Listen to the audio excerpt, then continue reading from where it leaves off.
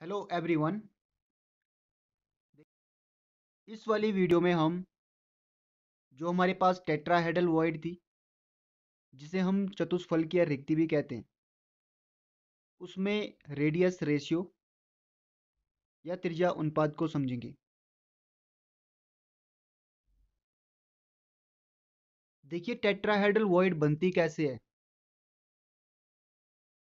जब पार्टिकल इस प्रकार से अरेंज होंगे, यदि फर्स्ट लेयर में कुछ इस प्रकार से तीन पार्टिकल को रखें और जो हमारे पास फर्स्ट लेयर की वॉइड होती है, उस वॉइड के ठीक ऊपर जब हम पार्टिकल की सेकंड लेयर को रखें,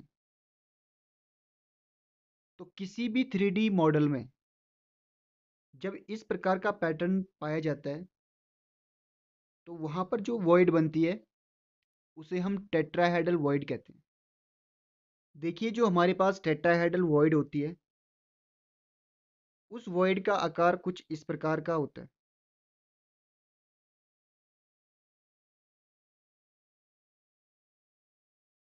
अब इसी चीज़ को यहाँ पर समझो। इसमें जो फर्स्ट लेयर के पार्टिकल हैं, हमने फर्स्ट लेयर के वॉइड के ऊपर सेकंड लेयर के पार्टिकल को रखा, तो उसके सेंटर में कुछ हमें इस प्रकार की आकृति दिखाई दी। इसे ही हम टेट्राहेड्रल वॉइड या चतुष्फलकीय रिक्ति कहते हैं।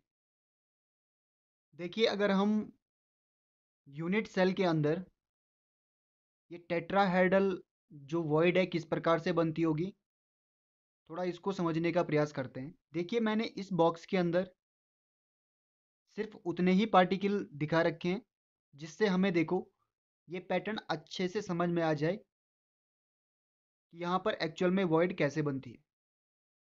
मैं सिर्फ क्यूब के चार ही पार्टिकल को ले रहा हूँ, क्योंकि जो हमारे पास इस प्रकार का अरेंजमेंट रहता है उसमें भी चार पार्टिकल रहते हैं और उन्हीं पार्टिकल के द्वारा हम टेट्राहेड्रल वॉइड को समझेंगे। देखिए यहाँ पर ये तीन पार्टिकल जिनको मैं ग्रीन कलर से मिला रहा हूँ कुछ इस प्रकार से, ये हमारे फर्स्ट लेयर के पार्टिकल होंगे।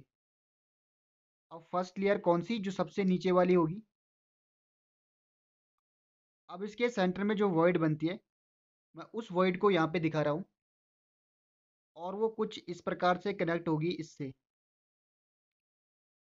देखिए इसमें जो तीन पार्टिकल होंगे ये फर्स्ट लेयर में होंगे और इन पार्टिकल के ऊपर जो चौथा पार्टिकल होगा वो इनकी वॉइड के ऊपर होगा। तो हम इस डायग्राम से समझ सकते हैं कि किसी भी यूनिट सेल के अंदर वॉइड किस प्रकार से बनती होगी। देखिए जो हमारे पास यूनिट सेल थी उसको मैंने कुछ इस प्रकार से बनाने की कोशिश की है, ताकि जो मैं आगे बताने वाला हूँ आपकी समझ में आ सके। देखिए यहाँ पर मैं इसको कुछ नाम देता हूँ। इस वाले पॉइंट को ए, इस वाले पॉइंट को बी, इसे सी और इसे डी। देखिए इस वाले डायग्राम को बड़े ध्यान से देखिए। हमारे पास यहाँ पर दो प्रकार के त्रिभुज बन रहे हैं, त्रिभुज ए बी सी और त्रिभुज ए सी डी। देखिए यहाँ पर हमारे पास दो विकर्ण बन रहे हैं, एक छोटा विकर्ण और एक बड़ा विकर्ण। देखिए जो छोटा विकर्ण है ए और सी, उसे हम कहते हैं फलक विकर्ण या फिर फेस डायगोनल। और जो हमारे पास सी और डी बन रहा है उसे हम कहते हैं बॉडी डायगोनल, क्योंकि ये उसके अंदर से गुजरता हुआ दूसरे कोने पर मिल जाता है। तो जो बड़ा वाला होगा उसे हम कहेंगे बॉडी डायगोनल। देखिए अगर मैं इस वाली भुजा को ए से दिखाऊं, तो दूसरी भुजा भी ए ही होगी, क्योंकि जो हमारे पास क्यूब होता है उसकी सभी भुजाएं बराबर होती है। देखिए अब हमारे पास यहाँ पर दो प्रकार के त्रिभुज बन रहे हैं। अब हम क्या करते हैं कि इसमें पाइथागोरस प्रमेय का यूज करके जो हमारे पास ए और सी डिस्टेंस है उसको निकालते हैं। देखिए, जो हमारे पास पाइथागोरस प्रमेय होती है वो बहुत ही आसान प्रमेय है कि कर्ण के वर्ग, जो कर्ण का वर्ग होता है वो दो भुजाओं के वर्ग के बराबर होता है। तो यहाँ पर हम उसी प्रमेय को अप्लाई करके, तो अगर हम त्रिभुज एबीसी में पाइथागोरस प्रमेय को अप्लाई करें तो ये हो जाएगा ए सी स्क्वायर बराबर A B square plus B C square. यदि हम इसमें इनके मानों को रखें, देखिए यहाँ पे बी सी क्या है, ए, और ए बी क्या है इसमें ए, तो ये हो जाएगा A square plus A square.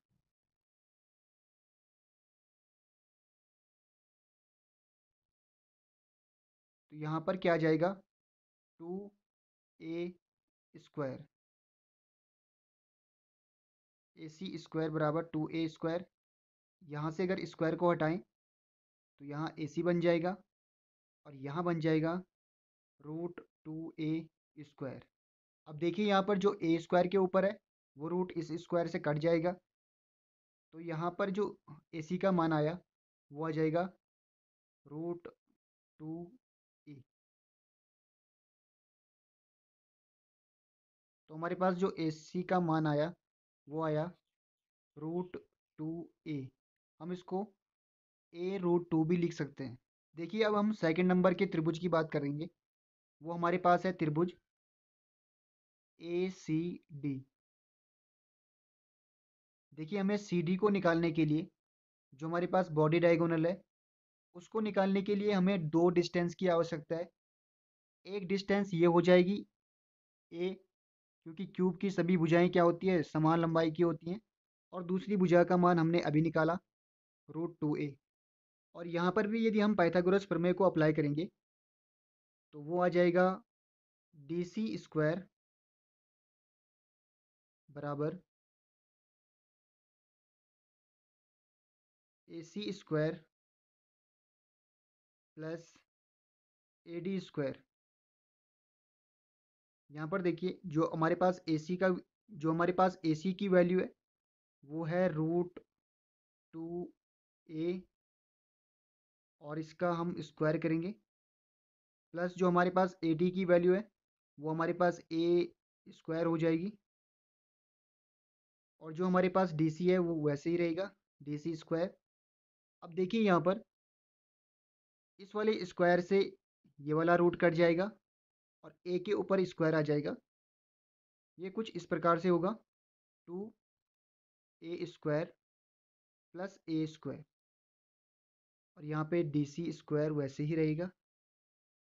और अगर हम डी सी को इस प्रकार से लिखें तो यहाँ पर two A square plus A square हो जाएगा थ्री ए स्क्वायर। और अगर हमने यहाँ से स्क्वायर को हटाया तो हमें यहाँ रूट लगाना पड़ेगा कुछ इस प्रकार से, और यहाँ पर स्क्वायर से ये रूट कट कट जाएगा, और यहाँ पे जो हमारे पास डी सी की वैल्यू आएगी वो आएगी रूट थ्री ए। हमें यहाँ पर जो डी सी का मान प्राप्त हुआ वो हुआ ए रूट थ्री। अब यहाँ पर देखो जो हमारे पास यहाँ पर ए और सी फेस डायगोनल है, जिसे हम फलक विकर्ण भी कहते हैं, तो उसके पार्टिकल को मैं कुछ इस प्रकार से ले रहा हूँ। इस इन पार्टिकल में अगर मैं रेडियस की बात करूँ तो ये वाली रेडियस हो जाएगी कैपिटल आर, और इसमें दूसरा पार्टिकल है उसकी रेडियस हो जाएगी कैपिटल आर। तो यदि मैं ए सी को रेडियस के रूप में लिखूँ तो मैं लिखूँगा ए सी बराबर टू कैपिटल आर, कुछ इस प्रकार से।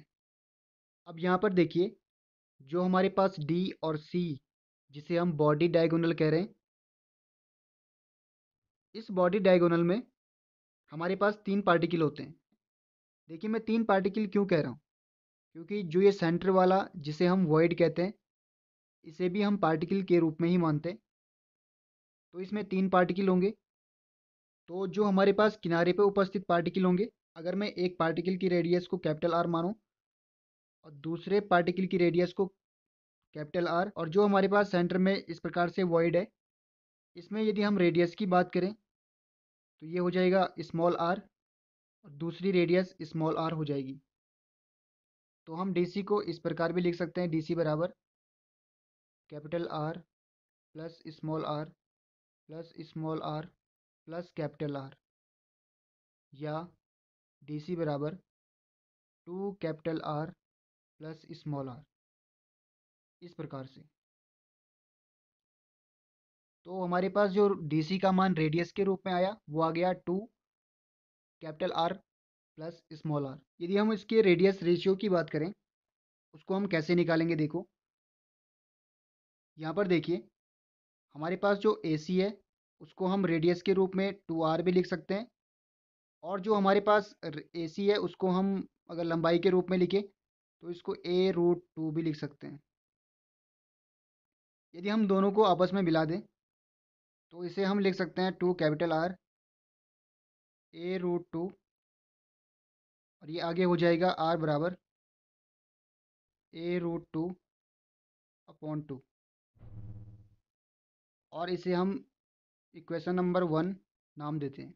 वैसे ही हमारे पास जो DC की वैल्यू है वो है हमारे पास 2 capital R plus small r, और यदि हम दूसरे फॉर्म में DC को लिखें तो ये हमारे पास है A√3। तो यदि हम इन दोनों को मिला दें तो हम इसे लिख सकते हैं 2 capital R plus small r बराबर हो जाएगा A√3। यदि हम इसको आगे सॉल्व करें तो ये आ जाएगा capital R plus small r A√3 upon 2। इसको इक्वेशन नंबर 2 मान लो। देखिए, यदि हम इक्वेशन 2 को इक्वेशन फर्स्ट से डिवाइड करें तो हम इस प्रकार से लिख सकते हैं R plus small r upon capital R, और यहाँ पर लिख सकते हैं A√3 डिवाइडेड बाई 2। इसको हम कुछ इस तरीके से भी लिख सकते हैं capital R plus small r upon capital R। ये हो जाएगा A√3 into 2 upon A√2 into 2। तो यहाँ पर 2 से 2 कैंसिल हो जाएगा, A से A कैंसिल हो जाएगा, तो हम इसको लिख सकते हैं capital R plus small r divided by capital R, और यहाँ पे आ जाएगा √3। देखिए, यदि हमें √2 को हटाना है तो हमें ऊपर और नीचे √2 से मल्टीप्लाई करना होगा, तो ये आगे आ जाएगा √3 इंटू √2, √2 इंटू √2 हो जाएगा 2, और हम इसको लिख सकते हैं capital R plus small r divided by capital R √3 into √2 divided by 2। यदि हम R plus small r upon capital R को थोड़ा और तरीके से लिखें तो हम इसको लिख सकते हैं capital R plus capital R small r upon capital R। ये हमारे पास ऐसे ही रहेगा √3 इंटू √2, और यहाँ पे आ जाएगा 2। R से R कैंसिल हो जाएगा, यहाँ पर हमारे पास 1 आ जाएगा। आगे हम इसको लिखेंगे 1 plus small r upon capital R, और ये हो जाएगा √3 इंटू √2 डिवाइडेड बाई 2। और अगर इस 1 को इस साइड ले आए तो ये हो जाएगा √3 इंटू √2 2 माइनस 1। इसको यदि हम आगे सॉल्व करें तो हम इसको लिख सकते हैं small r upon capital R। ये हो जाएगा